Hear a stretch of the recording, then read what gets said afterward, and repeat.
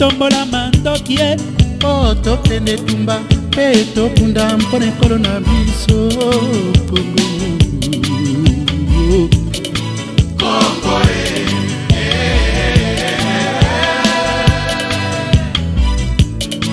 Nzambe akela mokili na bikolo monene ekokabola na biteni ya biso eteli tozwa babengi Kongo.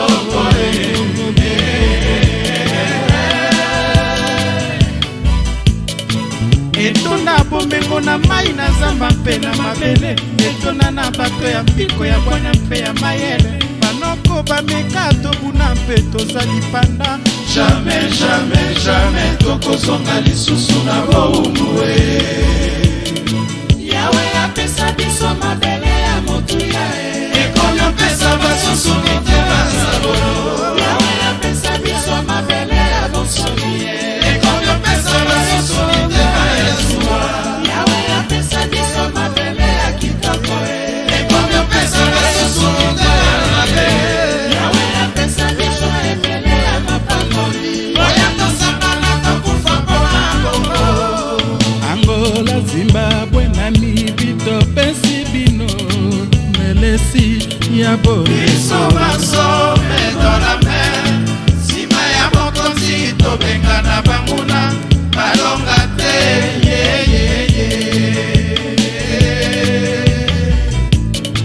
kumu ya mboka muzelo Desire Kabila atelemi mpe abeleli ete banguna bakoteli biso na mboka tosimba mandoki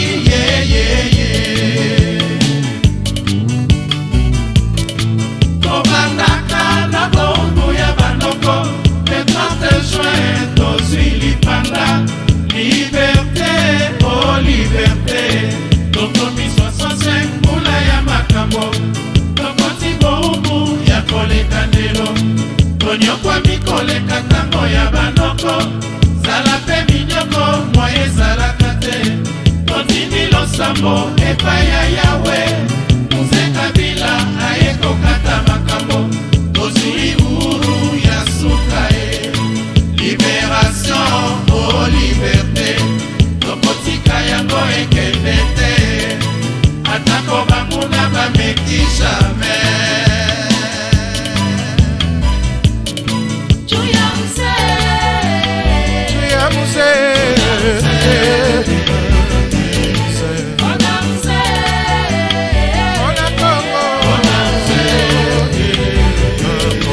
Tina nini kaka Congo, c'est la tango to bandi reconstruction, yango ne tango baponi babebisa oh Congo.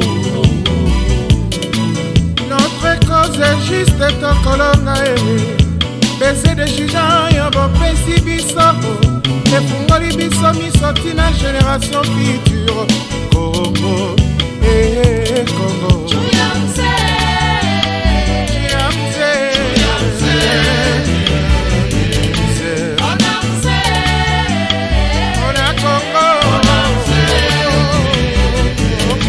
Boyaki na tembe bokosuka se na tembe kotumoli bana Kongo yeba te okosuka na Kinshasa tolakisi ndenge peuple azali kasi na Kongo mobimbe kozala ndenge moko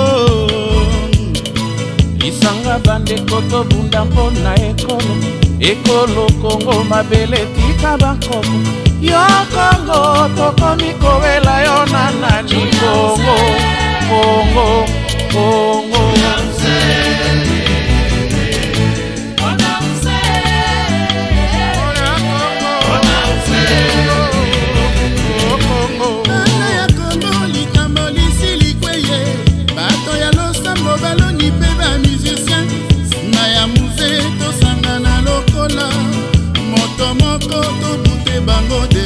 ata basali mobulu bakolonga te biso tomesani na kimia na Kongo na biso omengo ya biso moko tokufela mpo nini oma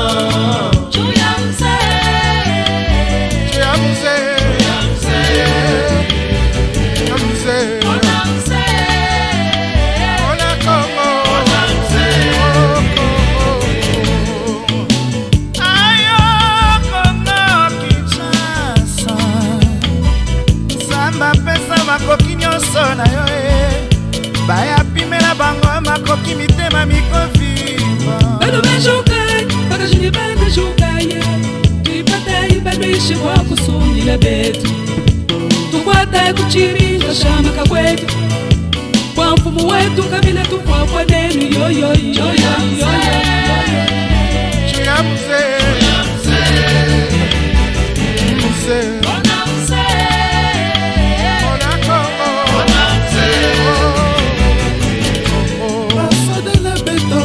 basoda ngolo bauta kufwasa muna inti ya Kongo vita ya bubu ya imetala beto nyonso ana mongolo ya kasolo njoe bato babetelebe baotochwela isoma tosangane elongola bokonzo kiso china likande muze kabila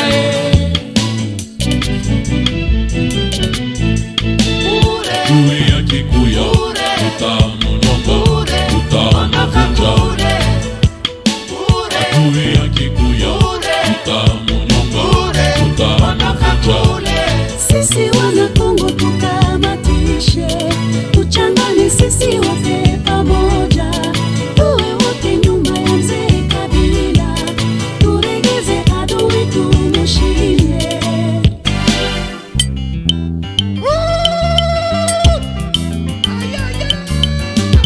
tokisango na kati ya Kinshasa bipai na bipayo baokisango banguna bakotuka moko na moko bakozuwa ye na bimbangubu oyoki yango ekomi alima obondi na bolondo nsete mabe miko na mikolo solosolo tozangi mai solo tozangi bilia solo tozangi mwinda solo miko na banyangala kata yeye oyoki yango ekomi alima obondi na bolondo nsete mabe Tata Kabila kopanga te mikolo mikolo Combattons pour l'unité en Jésus.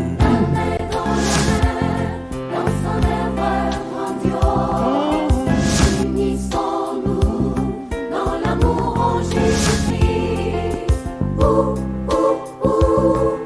que vive l'unité.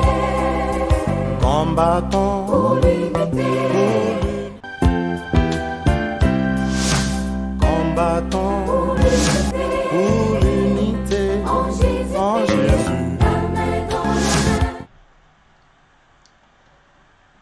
Mesdames, Messieurs, bonsoir et bienvenue sous le vent du changement. C'est toujours un réel plaisir d'être avec vous. Un moment. Voilà. Il fallait que dans le son, il y a générique. Bonsoir mesdames, bonsoir messieurs et bienvenue sous le vent du changement. C'est toujours un réel plaisir pour moi de vous retrouver dans ces cadres de Sous le vent du changement. Et je vous remercie de votre attention, l'attention soutenue vraiment que vous accordez à cette émission Sous le vent du changement. Nous sommes déjà au 4e jour de ce mois de juin 2022, un mois que nous souhaitons vraiment paisible à tous, spécialement à nos frères de l'Est du pays, de la République démocratique du Congo. Et nous continuons à implorer la miséricorde et la justice de Dieu pour ces compatriotes meurtris et victimes de la rébellion, de la guerre, de la méchanceté, des hommes sans foi ni loi, il y a de cela une vingtaine d'années déjà.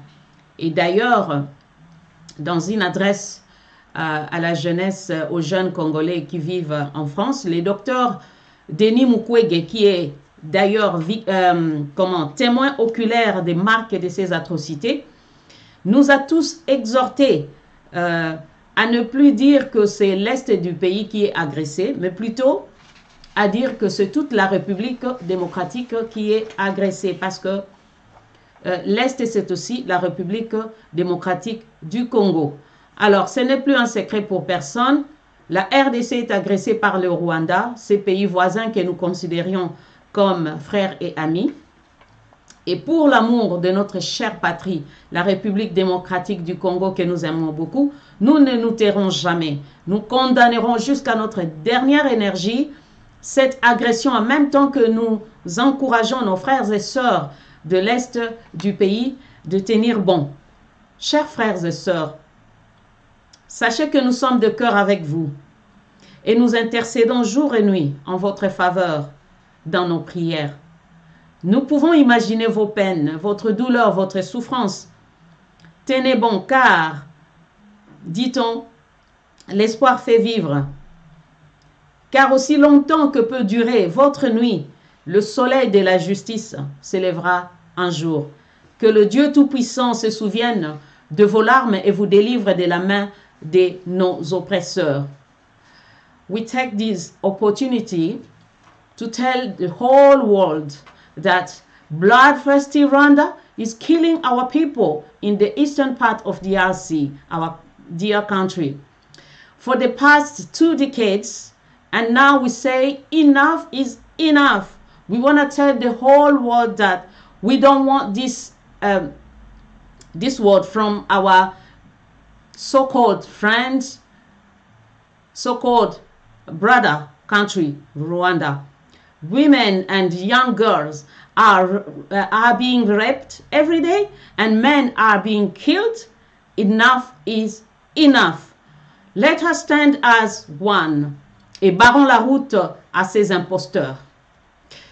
Peuple congolais, lèvons-nous comme un seul homme, mobilisons-nous, où que nous soyons, soutenons nos FARDC qui luttent au front. Faisons du bruit partout où nous sommes. Que le monde entier sache que le Rwanda a agressé notre cher pays, la République démocratique du Congo.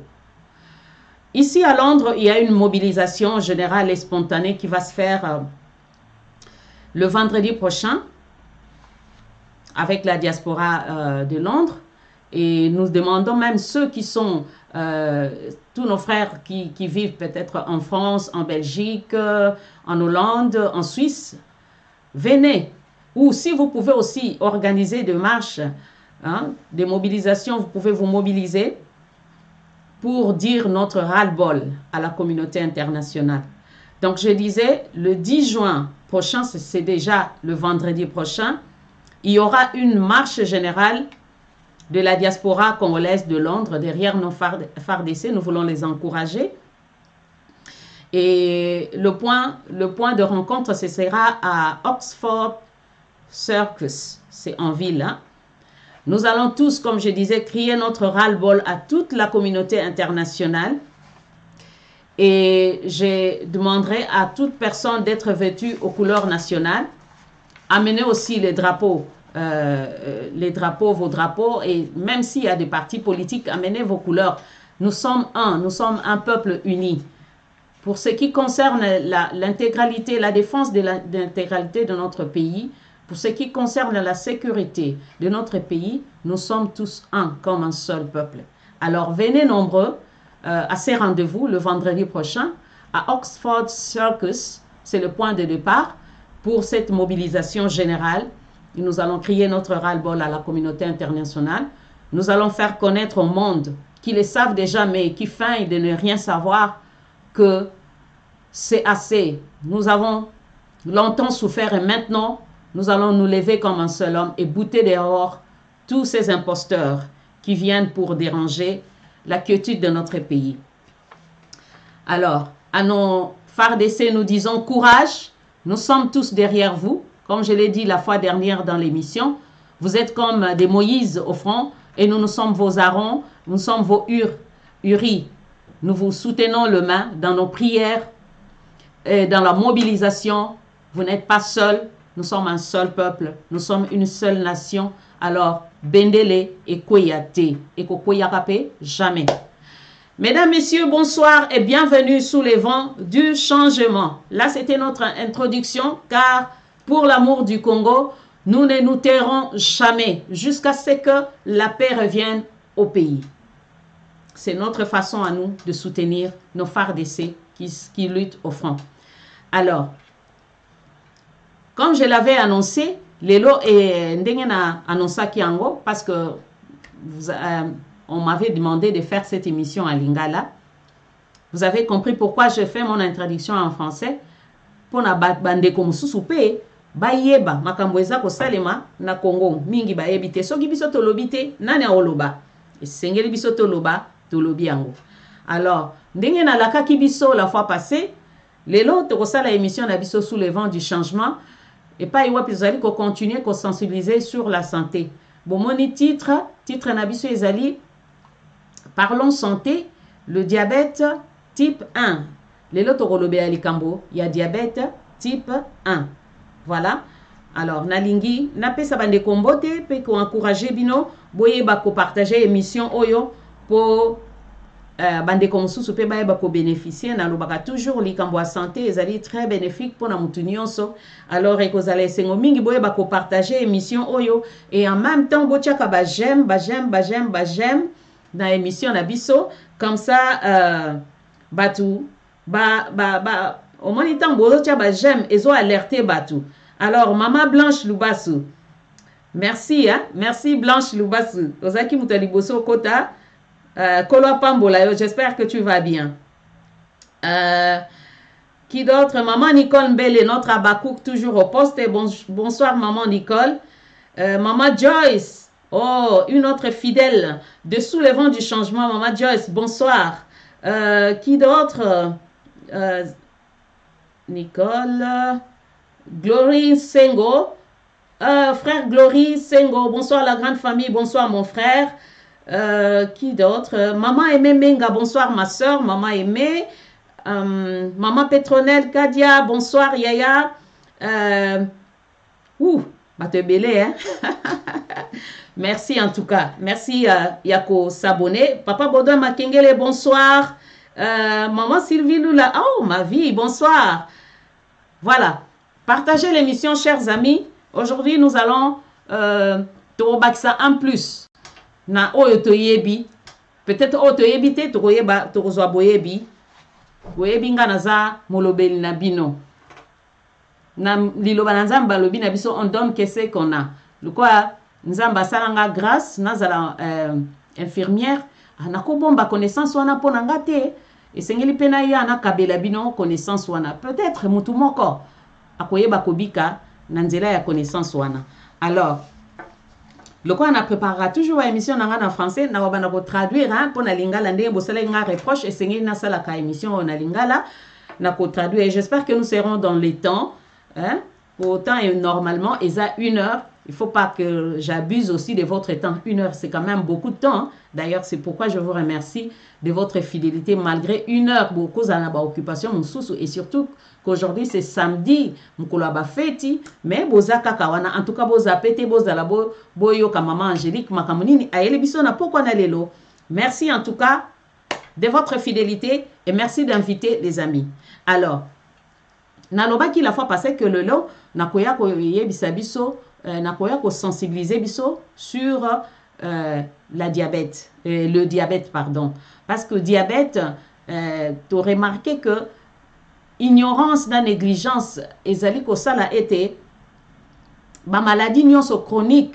Vous vous souvenez que moi mikolo oyo nazali ko talisa bino ba maladie naza ko memela bino ba maladie to bandaki na drépanocytose to yena accident vasculaire cérébral, to yena hypertension artérielle na bandeko oyo bazwaki chance ya ko landanga te live bobanga te eza na page na biso ya YouTube entre parenthèses na fungula pe parenthèse mususu bandeko ngandeko na bino naza na page ya YouTube comme rango sous les vents du changement TV. Ce qui boke na YouTube bobeti kaka sous les vents du changement TV bo mona maman Angélique kuna bo kende bo s'abonner bo cliquer na cloche bo na bandeko ya Angleterre pour subscribe.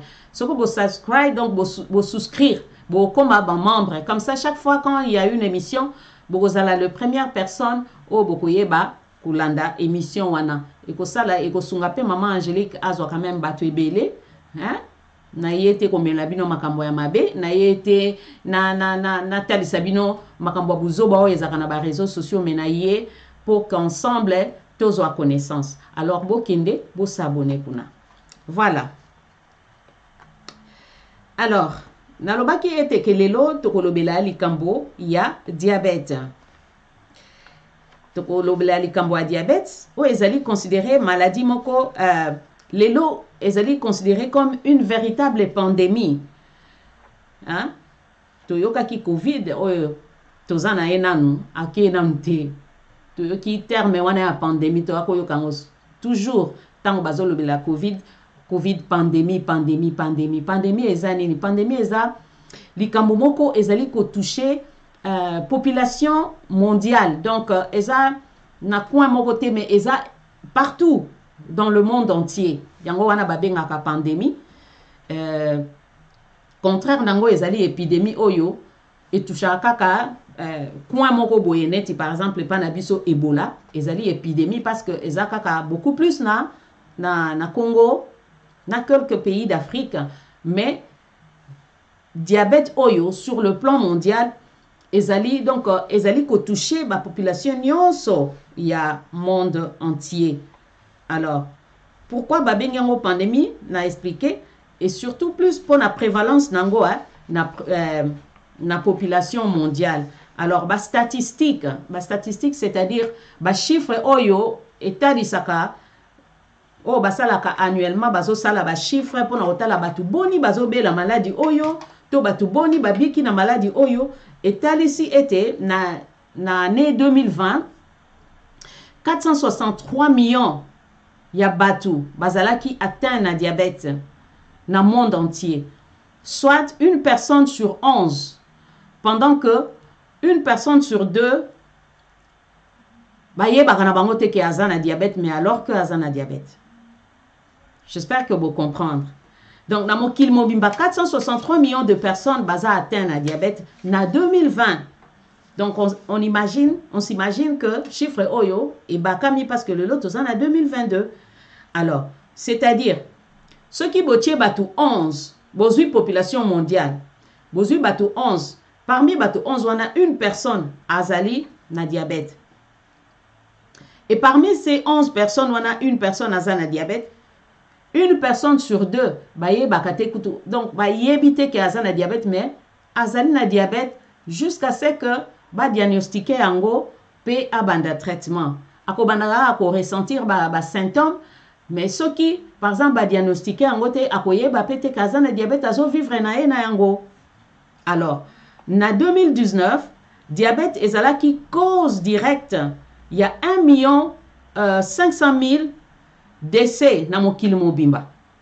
Pe baminganga donc science ezali ko prédire que na 2045 700 millions ya batu bakozala atteint na diabète. Voilà pourquoi il est très important to yeba ko sensibiliser kolo ya maladie oyo. Alors, lelo maladie oyo ezali ko continuer ko sala ba ravage kati na biso et surtout parmi les jeunes. Hein? Ba jeune, pourquoi? Parce que ba jeune ba se conformaka vraiment mingité na traitement. Alors, diabète pe ezali l'un des facteurs il y a ba risque o eko ko entraîner ba maladie cardiovasculaire. Vous vous souvenir na AVC. Donc AVC diabète so kezali contrôler te eko ko memayo pe mutu au sala accident vasculaire cérébral. Alors diabète ezali nini? Pour na koyele biso ko comprendre maladie oyo nalingi nanu toyeba ko comprendre terme misato eza na kati ya maladie oyo ba eza neti ba mot clé o ezali ko définir vraiment maladie oyo nalingi nanu toyeba ko comprendre autant to comprendre ngonde to comprendre penza bien diabète eza nini ba terme ngo clé ba mot clé misato ezali le pancréas, l'insuline et la glycémie. Voilà. Moi, naebi pancréas na lingala. Bo landaka andengwana. Pancréas naebi ko définir ango na lingala te. Voilà. Ba j'aime bandeko. Voilà. Alors, pancréas ezali organe ya nzoto. Vous vous souvenez, quand on a même la kibino émission sur accident vasculaire cérébral, na ebisa kibino omoni nzoto na biso bato eza lokola tozongoka lokola mutuka, lokola car eza na ba pièce ebele na kati o esalaka que bango nyonso ensemble basalaka que mutuka etambola malamu. Ba pneu, ba moteur, ba embrayage, ba volant, ba rétroviseur, tout ça là. Carapace, carcasse quoi. Donc yango esala ke mutuka etambola. Alors ce qui pièce moko et baby esala ke mutuka moye bakotambola ezateti bakobongisa pièce wana. Alors dans nzoto mutu pe tozana ba organe ebele. Tozana motema, tozana ba foie, tozana ba poumon, tozana cerveau, tozana ba intestin, donc tozana ba na kati na biso tozana ba organe ebele. Mais si on prend likambo ya diabète, organe oyo ezali concerné ezali le pancréas. Pancréas ezali organe moko ezali vital donc ezali très important na nzoto ya moto. Azali une glande, na ebite bande konde na ko expliquer glande. Eza glande moko plate. Eza na forme ya comment? Ya poire. Webi poire. Poire ezaka na likolo na weza neti mwa mutu moko munene après na suka neti mwa neti mwa esali neti mwa mukila. Donc boyebi ka poire. Poire kaka.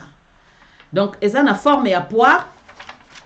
Forme ya poire wana sikoyo avandaka na sima ya estomac. Motema estomac azali o ya za na moi ko expliquer exactement bo s'imaginer kaka. Avana na sima ya estomac. Azali une partie intégrante ya appareil digestif na biso. Appareil digestif ba intestin et tout ça. Alors pancréas wana organe wana azana fonction mibale, azana ba rôle mibale ya jouaka na kati ya nzoto ya mutu. Alors rôle na ya liboso a sécrétaka suc digestif. Donc abimsaka mai moko pancréas ngo ko sécréter donc net ko bimisa mai moko babenga ngo suc digestif ou suc pancréatique. Eza mai moko oye edaka omoni soki tole omoni ole nzamba salaka nzoto yo donc toko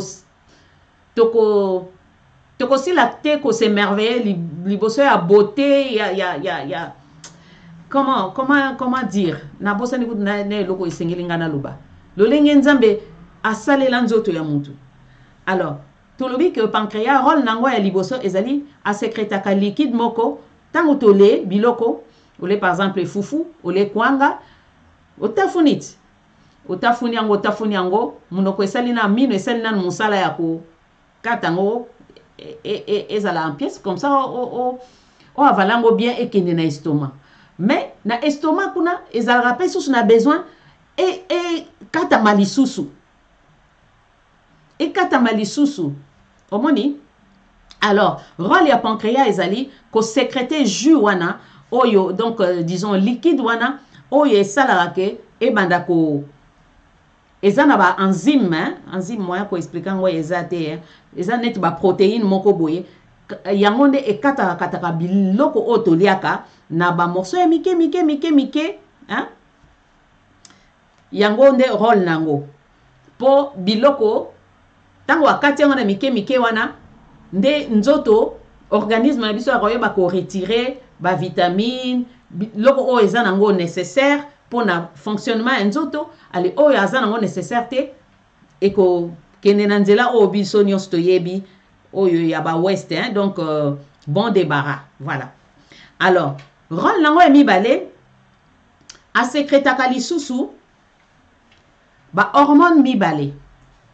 Ba hormone nango kombo na ya liboso ezali insuline ya mibale glucagon. Ba hormone nyonso mibale yango musala na yango ezali pona ko réguler donc ko bongisa kosala ete sukali kati na nzoto ya mutu ezala ebele te, ezala ya muke, ezanga te, ezala na ndenge ya normal. Omoni? Donc insuline na glucagon eza ba hormone mibale oyo pancréas a sécrétaka. Alors insuline ye musala na ye akitsaka sucre soki eza makasi kati na nzoto. Alors glucagon ye musala na ye amatisaka sucre soki ezangi na nzoto.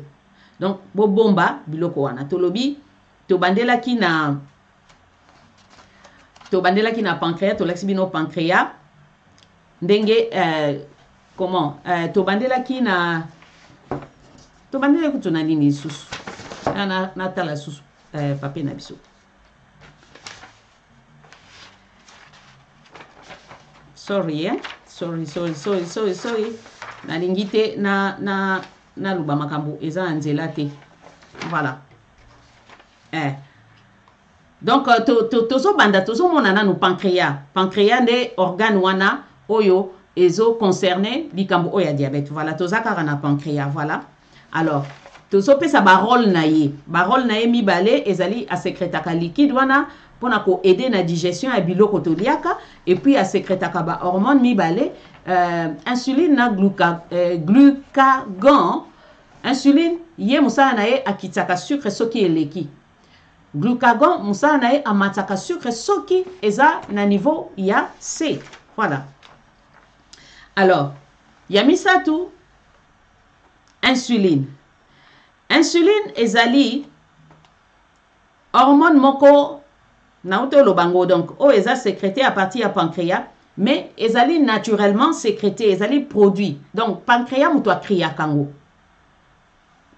pancréas mutu abota kango na ba cellule na ye moko babengaka ba cellule bêta, na ba ezana lolenge kaka nzamba salela nzoto ya mutu na kati ya organe wana ezana makambo ebele na kati. Alors musala na ye pancréas ezali ya ko sécréter hormone wana ndenge na utu kotali sabino ya insuline na glucagon. Alors insuline ye a permetaka na glucose c'est-à-dire le sucre ya kokota tango au lait sucre, parce que mutu muso akoloba tango nazoloba au lait sucre olobaka ozwi sucre ndenge ka batekela biso ya nini wana ou bien omeliti. Non, omoni babiloko nyonso oyo toliaka ezaka na sucre na kati.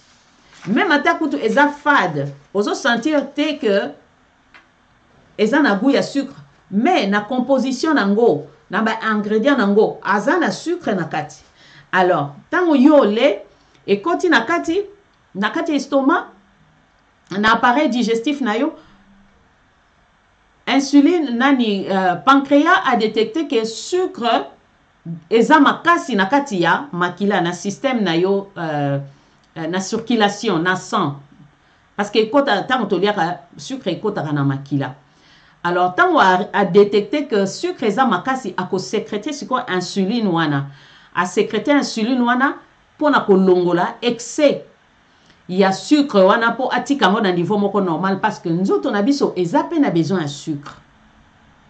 Boyebi la fois passée na yebisa ki bino tant tolobela ki makambo ya hypertension artérielle que il faut ko sala keba na kolia ba mungwa, mais mungwa pe eza important na nzoto. Alors awa eloko to bomba eza biloko nyonso oyo nzamba sala, même na vie na biso ya tous les jours, c'est la modération. Le principe c'est la modération. Donc il y a elekate ezanga pété, donc homéostasis, donc donc ezala na niveau normal. Yango ne musala insuline na salaka tango a détecté que sucre leki makasi na circulation ako sécréter insuline wana musala nango ako aider ba cellule ya nzoto po bayeba kozwa excès ya sucre wana. Tango ba récolter excès ya sucre wana bako transformer ango en énergie, ba stocker ango, parce que ezana ba moment na vie na biso ya bato zaka na besoin d'énergie. Par exemple ozoki mapo olanda bus ozana besoin d'énergie, ozwa makasi obanda okima mbangu okimi mbangu.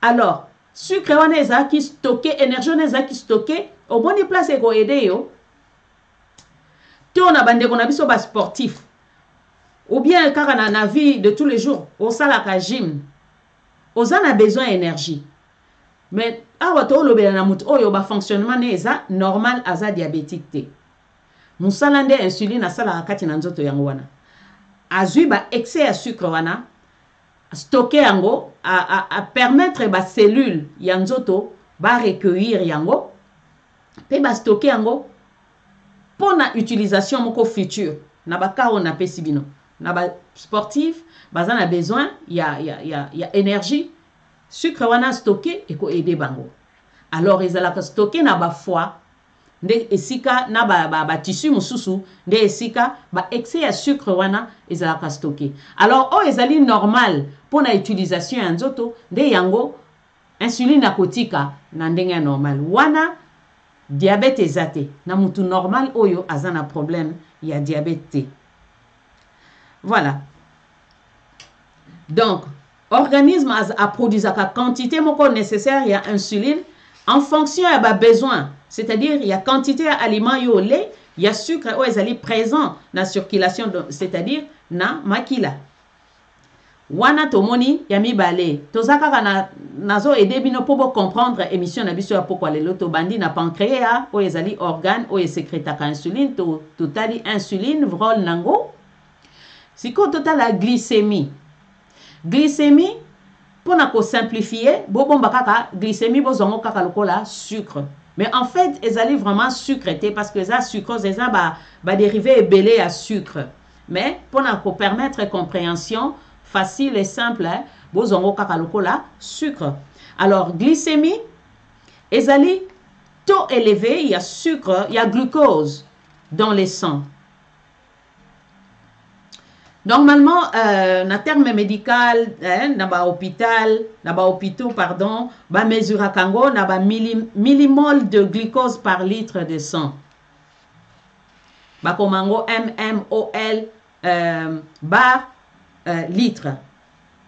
En millimètre de glucose ou soit en milligramme de glucose par décilitre de sang ou encore en grammes de glucose par litre de sang. Bobo sanabino kuna ezai kakapo la science il faut couper ça. Il faut couper ça. Comment makamunenge ezali pour te bombater. Alors wana eza ba mesure ndenge ba mesuraka glycémie, donc le taux du sucre na système na yona nanzoto. Net la fois passée tant total qui hypertension artérielle to lobaki hypertension artérielle ba mesure nango ezali millimètre il y a il y a de mercure. Omoni millimètre de mercure. Alors oyo, il y a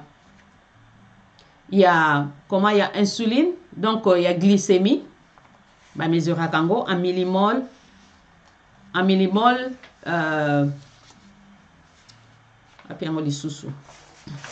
oui, bah mesure à kango en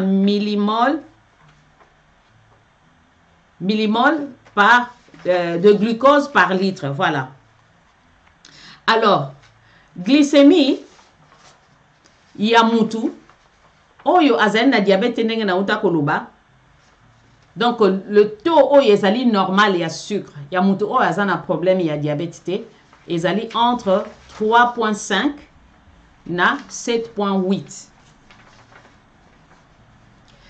Tout le monde a peut-être pas mususu ndeko mususu akoloba menga ba yebisaka ngai peut-être à partir de 8 to 10 11 ça va et variaka. Ça dépend, ce qu'on a déjà un problème, il y a maladie. Mais dans mutu oyo, azan un problème, il y a diabète, azan normal, azan un problème, il y a diabète. Valeur normale, il y a taux, il y a glycémie, c'est-à-dire taux, il y a sucre na organisme na yo, et c'est entre 3.5 na 7.8. C'est quoi yo, bazwaka, mesura kango. Soki, après 2 heures après avoir mangé, après 2 heures au liaki biloko, tali sucre na yo, Ce qui est entre 3.5 na 7.8, donc est normal. Aux un problème, il y a glycémie T.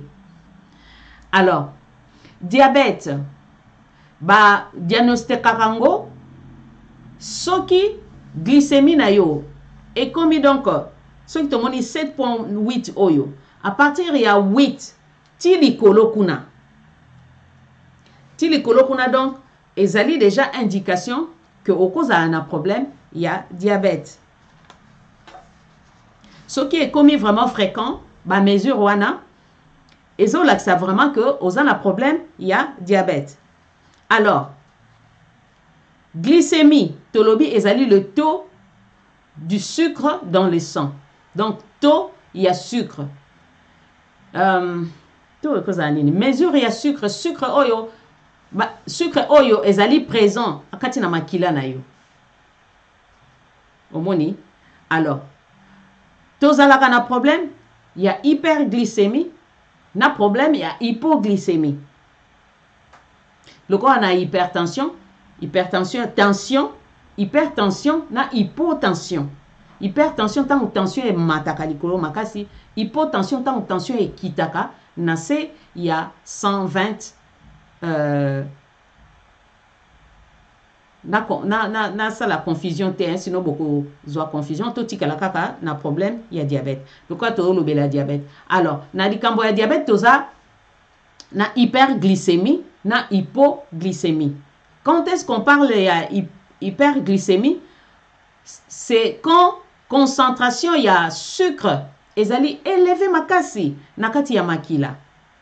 Tolobi pona mutu normal les entre 3.5 na 7.8. Donc ce qui est bandi na 8, 9, 10, 11, 12, 13, 14, 15 et voire même comme à kutu ti na ba 20 na ba 27, 28 et les qui kutu pe msu ba 50 wana ezaka vraiment critique ba msusu ba kufa parce que prise en charge ezaki rapide sucre na bango e mataki ti ba 50 ba kufi.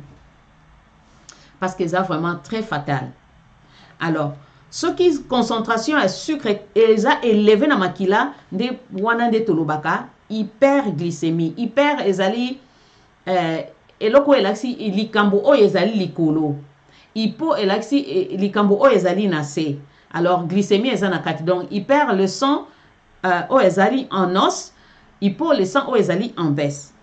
Alors ce qui batali yo na makila na yo que olia kite disons le matin o lali na tongo o lena mte eloko batali sucre na yo ozali na 11 12 13 wana ba olobo sali hyperglycémie.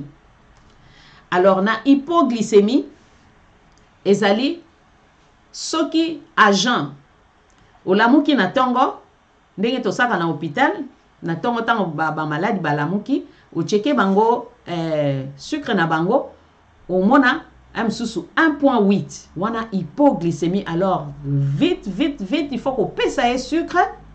Il faut qu'on paie sa maladie, on a sucre pour émata. Parce que, et qu'on bébé, ça va organe interne, et qu'on paie cause à la fatale. Ce qui, vous soignez en nous quitter.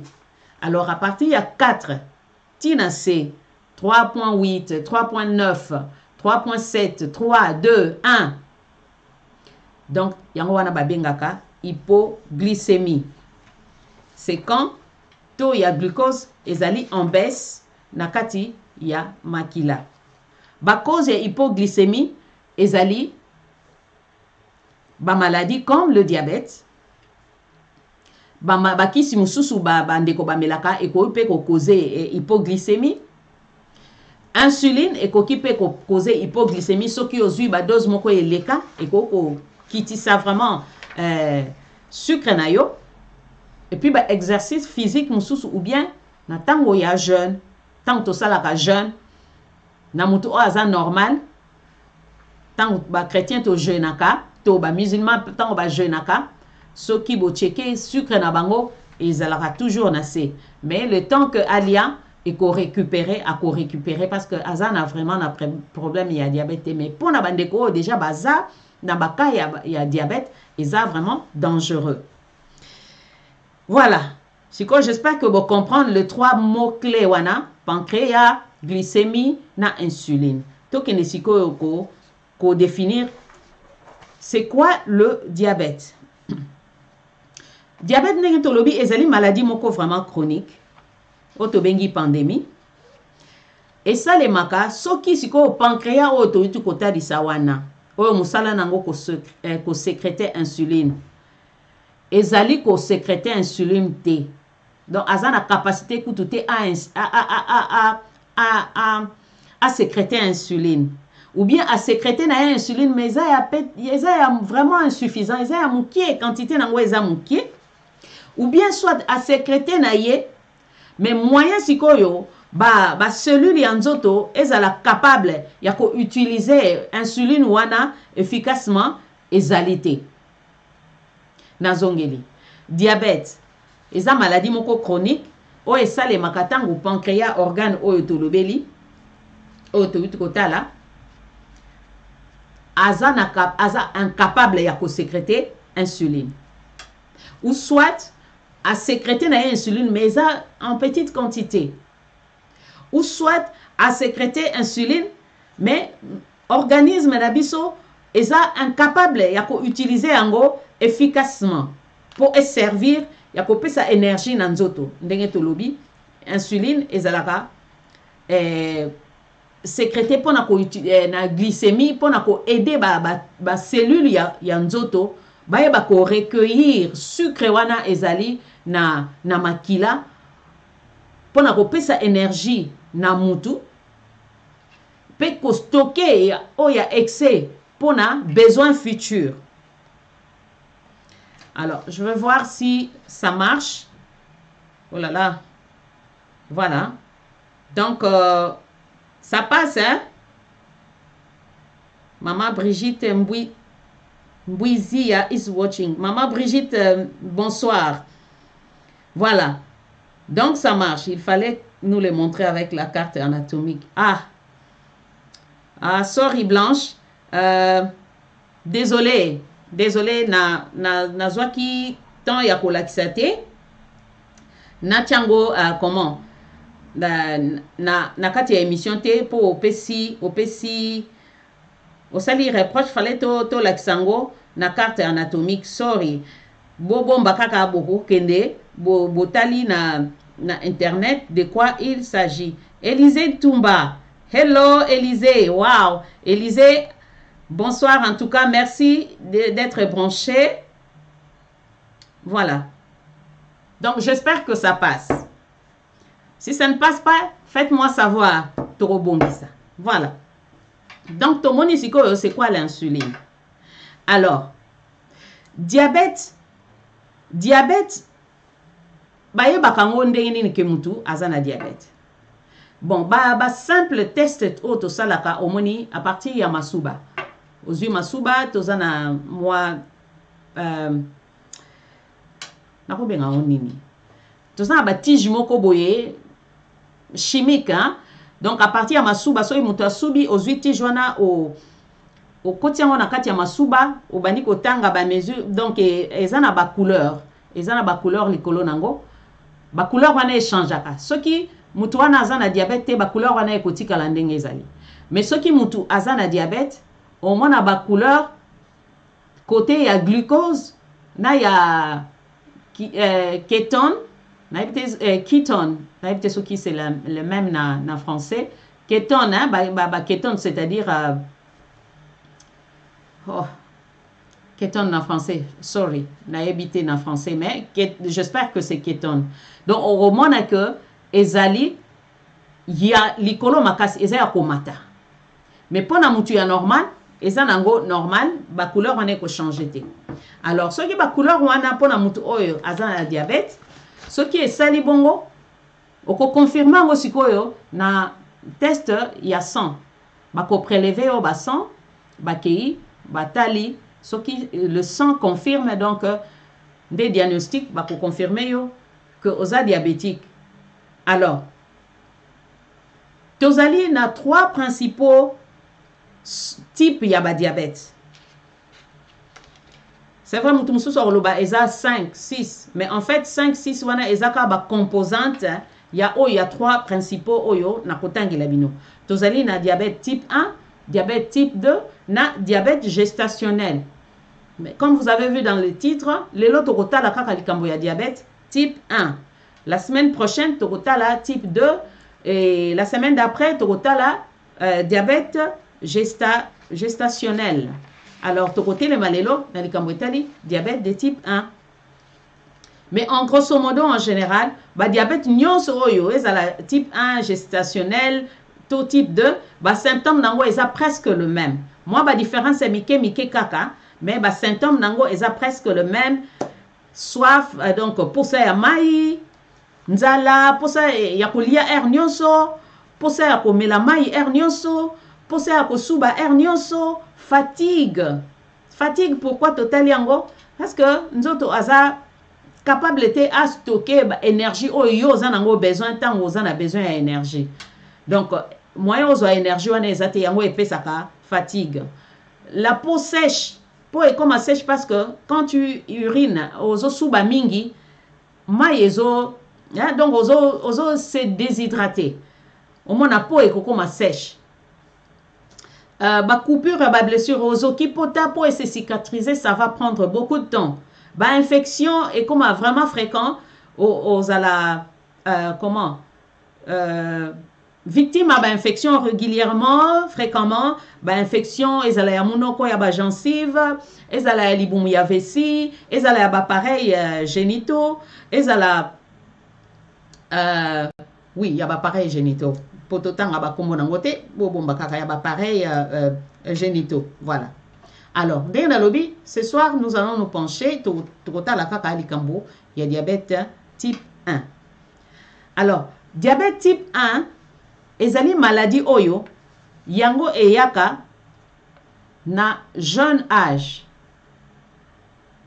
Na jeune âge. Donc,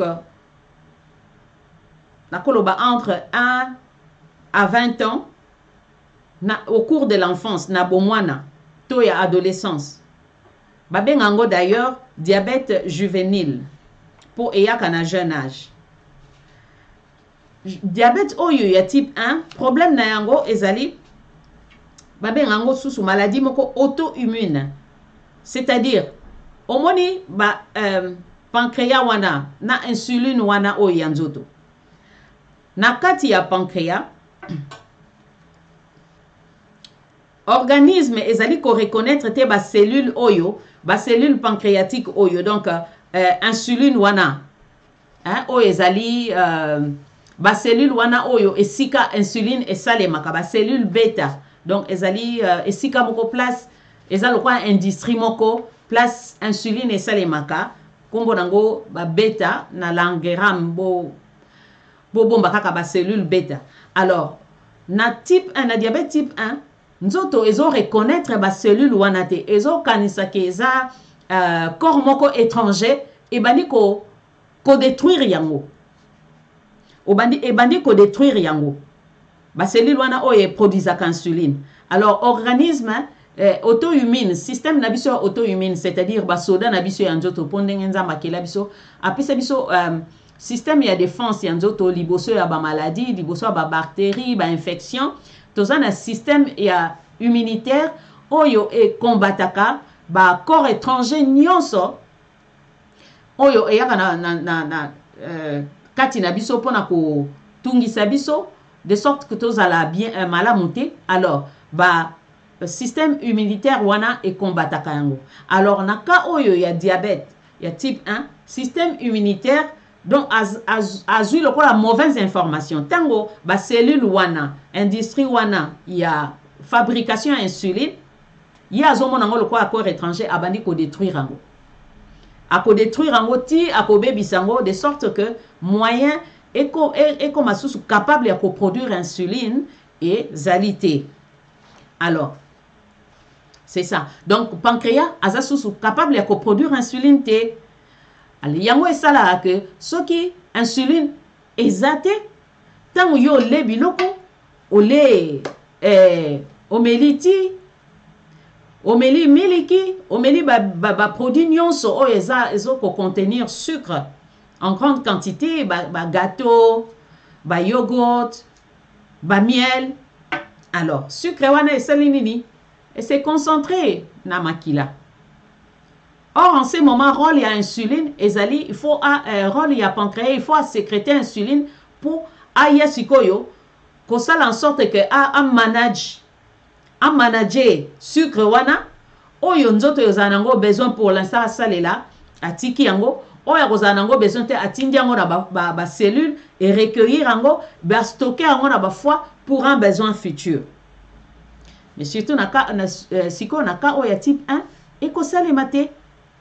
Alors, tango ba système immunitaire ezali ko bundisa ba cellule wana o esika industrie wana ya insuline esalemaka. En même temps, tango azo bundisa, tango mususu insuline azo koka quand même ko sala, ko produire quand même en petite quantité, mais eza acete pour nzoto aza nango besoin pour na kopesa yo énergie. Nde esika diabète type 1 et salemaka donc ekomaka. Donc, ce qui entraîne une élévation prolongée, il y a concentration à glucose na makila. Alors, na mutu oyo, il y a diabète type 1, ndenge tolobi, lokola pancréas, azali incapable de produire insuline humaine. Alors, à cause on a besoin à recourir na insuline oyo fabriquée. Yango moni batu ya diabète type 1, ba s'injecteur ba pesa bango traitement na bango ezali insuline tous les jours parce que bazana insuline te donc insuline na bango ezali exogène donc oye salemaki libanda et Dieu merci parce que ba scientifique ba komaki quand même en mesure ya ko trouver insuline depuis 1921. Imaginez-vous un peu avant bandeko ba viva avant bazaki na problème wana bazala ko vivre ndenge ezaki vraiment pas si pona bango ozomona. Donc merci à la science pour na ko découvrir quand même basali forme insuline artificielle, voilà, artificielle pour na ko pesa bandeko baza nzoto na bango moyen produire sous insuline ezalité. Alors diabète au bandeko ezali ko toucher plus de 10% de la population mondiale et principalement bana. Hein? Balobi que na 2019, ba statistique toujours, parce que la science est exacte, plus d'1 million d'enfants. Donc, 1 million d'enfants, na ba adolescents entre 11 et 20 ans, bazala ki, donc, bandek kobela, diabète type 1 oyo. Et après, d'ailleurs, d'après les estimations, il y a Fédération internationale, il y a diabète, balobi que 70 000 enfants de moins de 15 ans basali ko développer diabète type 1 chaque année. Donc chaque année qui passe, 70 000 enfants, il y a moins de 15 ans. Imaginez-vous. Donc basali ko développer type diabète 1. Alors, balobi âge il y a déclenchement il y a diabète type 1 et zali ko décaler vers une population encore plus jeune. Et d'ailleurs, bazali koloba que même Koutou, ndenge ba estimation ezako salema, même les enfants de moins de 5 ans, bako kobela maladie oyo, il y a diabète type 1. Vous voyez? Alors, ezali très important vraiment, qu'on se faire dépister. Tango, ubandi ko mona, ba symptômes oyo tokolobela. Katina ndeko, katina mwana, pour le type 1 où ils allaient toucher plus de 10% ya bana mais mikolo mususu pe babela kango mais beaucoup plus ba jeune yango ba pesango pe kombo diabète juvénile. Alors cause nango na cause elo nini ekozaka jusqu'aujourd'hui bazoye cause ekozaka diabète oyo type 1 te cause karatoro lo que système immunitaire azali ko détruire ba cellule wana o produisaka insuline kati na nzoto. Mususu pe ba lobi peut-être ba cause héréditaire mais ezali vraiment prouvé te, hein, peut-être que c'est dans la famille mais ezali vraiment science a prouvé en ante. Mais ti lelo ba recherche ezali ka ko salema pona koyeba ba cause pona ko lukape ba moyen de prévention nango. Alors ne to lobaki que glycémie, le taux ya sucre oyo ezakati na makila ezali na babilei o ezali essentiel pour na fonctionnement ya nzoto ya ba cellule na biso pour na kopesa biso énergie o tozana ngo besoin pour to sala misala ya tous les jours to kinda na misala dans tout ce que nous faisons na vie na biso ya chaque jour tozali na besoin ya énergie tozali na besoin vraiment ya énergie alors na bandeko oyo ezali moins passe donc il faut tout le temps ba s'injecter insuline pour procurer bango énergie. Et ça vraiment difficile, et ça vraiment pas si. Et d'ailleurs, comme Likambo les allez toucher beaucoup plus de jeunes, biso to sala en hôpital, tout le monde a ndenge, bana bazana nou, bazana na maturité te, bazana surtout les adolescents.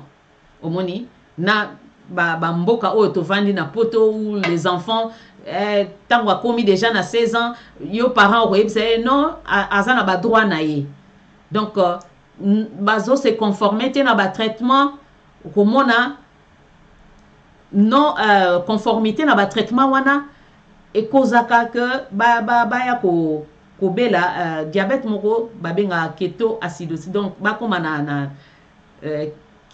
keto acidique. Ils ont vraiment très sévère. Ce qui vraiment prise en charge les arts rapidité et qu'on cause la paix fatale et qu'on kipe koboma. Alors c'est très important à sensibiliser les jeunes oyo, bazali ba victime, il y a ba diabète oyo, na sensibilisation vraiment qu'on informer bango, qu'on former bango, qu'on éduquer bango pour na respect et traitement na bango. Osomona. Alors insuline ndenge tolobi ezali ko jouer rôle moko vraiment important pour na bandeko oyo ya diabète type 1. Tolobi que insuline ezali hormone oyo ezali naturellement produit pancréas muto produisa kango mais pour na bandeko oyo ba utilisaka hormone artificielle oyo ba s'injecta kanango na ba comment ba big moko ba genre stylo ezana insuline nakati moni na tongo na déjeuner avant de manger 10 minutes ou 15 minutes avant de manger aux huiles insuline na yo ou bien dans lunch time aux huiles sous et puis respect vraiment parce que à chaque fois il faut qu'on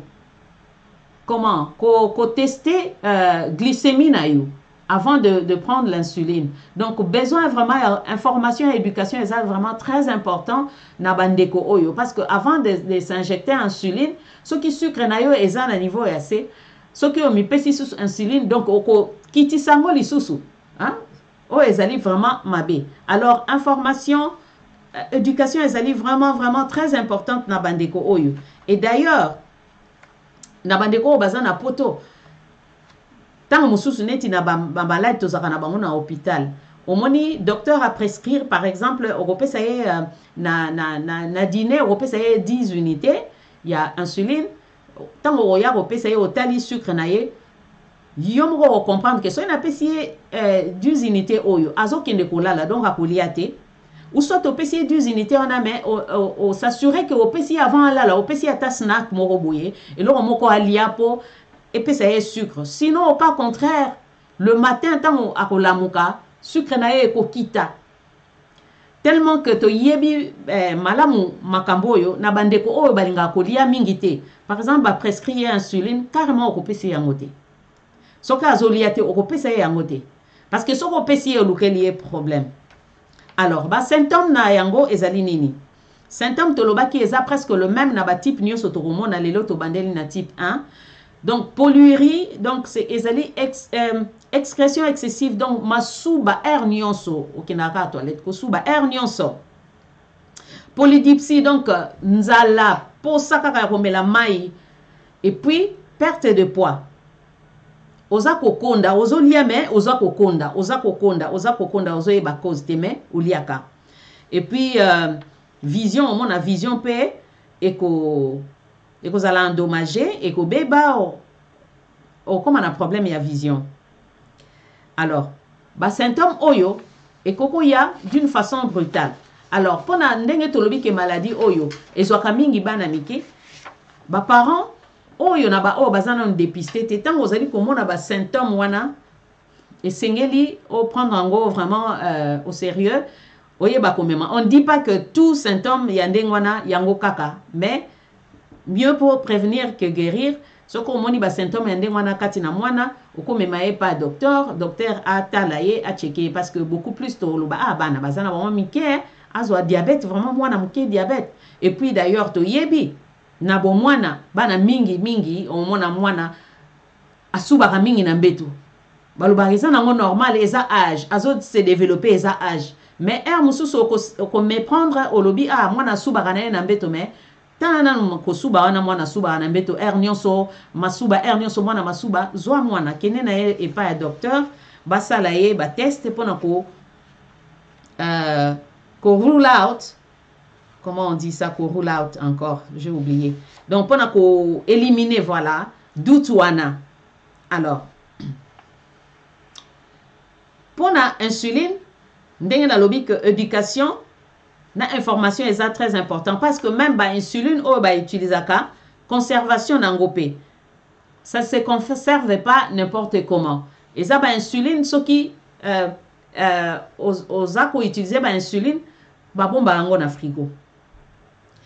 Oko utiliser ka oyo bazo ozo salela ou bimisi yango mais le reste au bomba yango na frigo pendant 28 jours. Conservation et insuline ezali pe ko jouer rôle makasi pour na traitement parce que soko conservant ngo mabe et ko kipe ko se dénaturer omoni eza eloko moko basali artificiellement eza hormone moko basali artificiellement soko conservant ngo malamu te et ko ki ko se dénaturer au lieu aider yo et ko aider yo te. Donc il faut que insuline ezala protéger ezala ba bomba ngo na frigo. Mais pas tous les insulines. Et ça peine à insuline tellement que bimi est belé, science ezali ko développer, mais ça na ba insuline mususu, et ça kara au fond au bon bango na frigo mais mususu au kotika na yo yango li banda. Voilà. Alors, ba conséquence na ba complication oyo et yaka na problème oyo ya diabète. Diabète so keza contrôler te et yaka na ba conséquence. Et kozakande to lobi et ko bomayo misu. Et puis si y a insuffisance rénale et qu'on peut savoir cardiaque AVC on dit et puis et qu'on sala que un jour ba koko kata yo pe makolo ba amputer yo makolo. Pourquoi? Parce que diabète na yo ezala ki contrôler te ozali ko respecter ba insuline te ozali ko respecter traitement te ozali ko respecter ba moyen de prévention te. Oyo ezali par exemple il faut ce que yebi que oza na problème il y a diabète il faut siko olia kabilo comme une nourriture saine et balancée zomo na ba maladie nyonso nazo memela bino na ba prévention nango ezokuta na kaka ba point commun il faut une nourriture balancée donc qui contient beaucoup de légumes de fruits. Il faut exercice physique, il faut qu'on la active, nzoto ezala active. Il faut qu'on évite le tabagisme, ce qu'on fume, arrête. Il faut éviter l'alcoolisme, ce qu'on met la ramasanga, arrête. Donc, nyonso wana, ezali ko concourir dans ba moyen de prévention pour ko aider mutu oyo azanango te, pe pour ko aider ba oyo bazanango pour ko assouvir tant soit peu peine na bango. Alors, dès que le diabète o eza contrôlé te et kozaka et bomaka misu et puis ça a insuffisance rénale et puis ça a AVC bakoko kata ope makolo ce qui au salike bate yango information vraiment ezali très important, éducation ezali très important, makolo y a ba diabétique il faut soin air nyonso zaki na maman moko na hôpital maman na zaki au moins na 79 ans. Tala maman na manzaka na yake asesi manzanga bi maman manzaka no kitoko vernis asali vernis moko à rouge. Abi oui na kenara chaque semaine na chaque semaine na kosali sa manucure omoni lokwa na za problème ya diabète na kindaka kosala manucure ba chekingai donc nyonso omoni problème ya makolo eza très important. Et puis na niveau moko il y a avancé, il y a diabète. Ce n'est pas n'importe qui. Oyo akoki kokata yo manzaka tango oza kobela diabète. Il faut ba spécialiste bakata yo manzaka parce que au cas où osali ke okati ndeko wana manzaka, alors tango okati manzaka azoki kaka mwa muke mwa pota wana kaka ya muke po ese cicatriser ekoki pe ko causer amputation. Alors c'est très important ya bandeko oyo bazali na problème ya diabète bayeba maladie na bango, bayeba comment bazala bien informé sur maladie wana pour aider bango bayeba ko vivre nango, parce que avec le traitement on peut vivre longtemps, ce qu'on a ko respecter, on peut vivre longtemps comme tout le monde.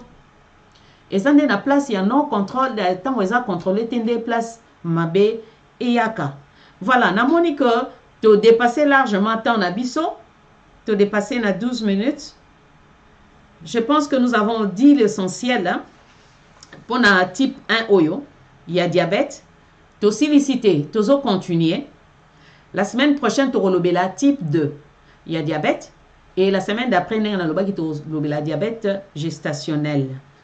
J'espère que vous bombi quand même quelque chose na oyo ya lelo.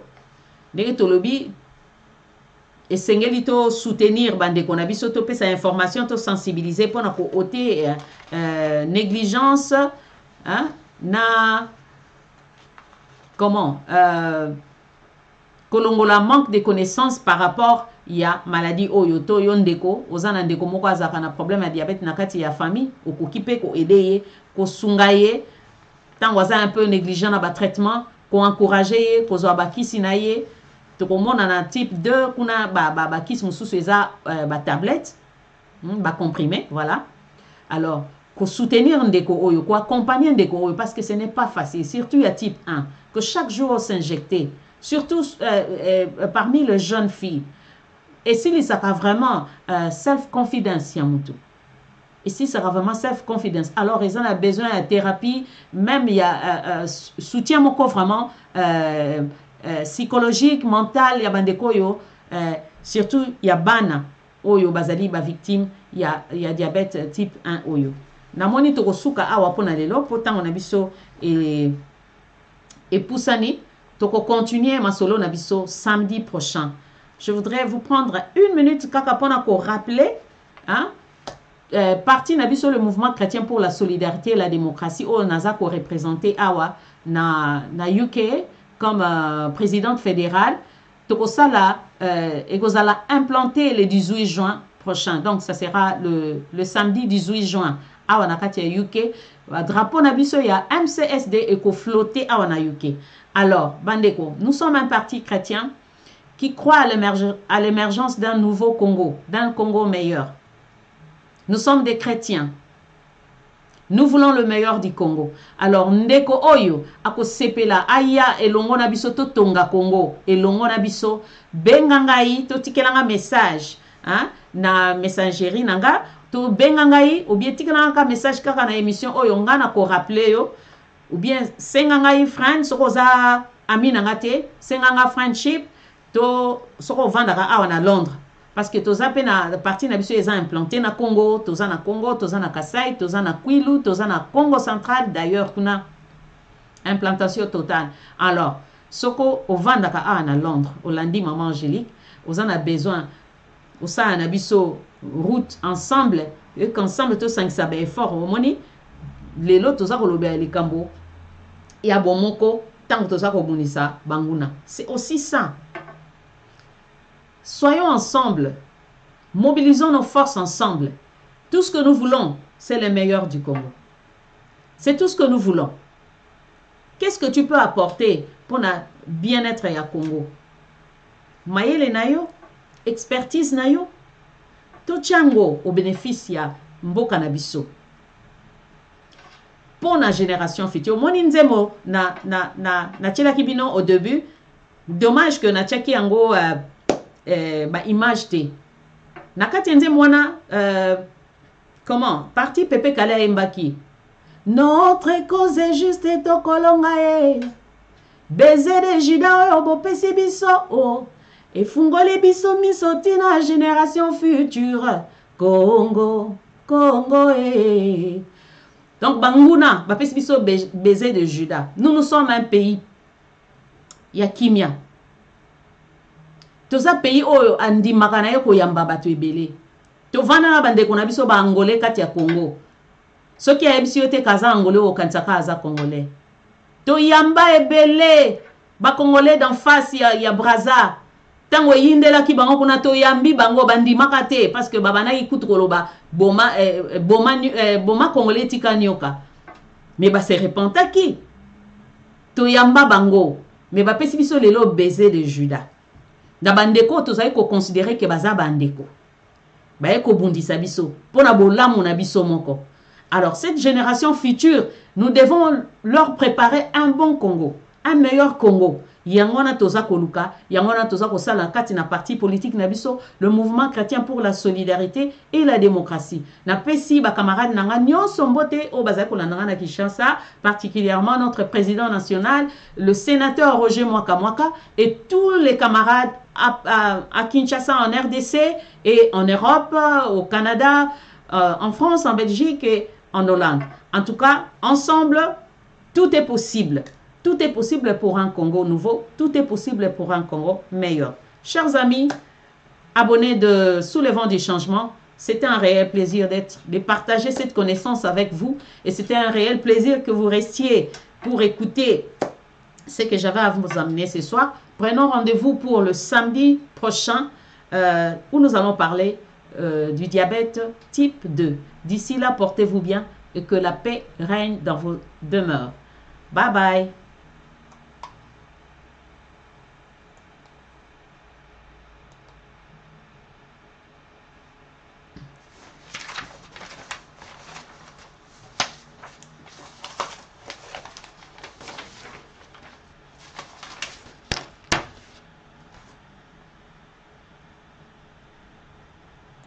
Jésus-Christ, pour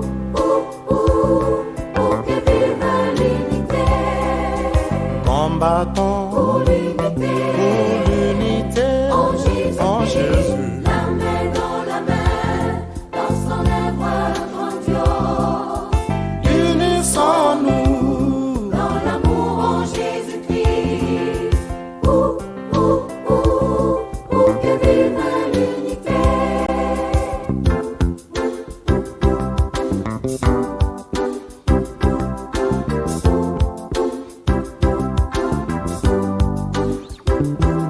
Le Seigneur nous recommande que nous nous aimions tous, travaillons dans la justice pour que vive l'unité.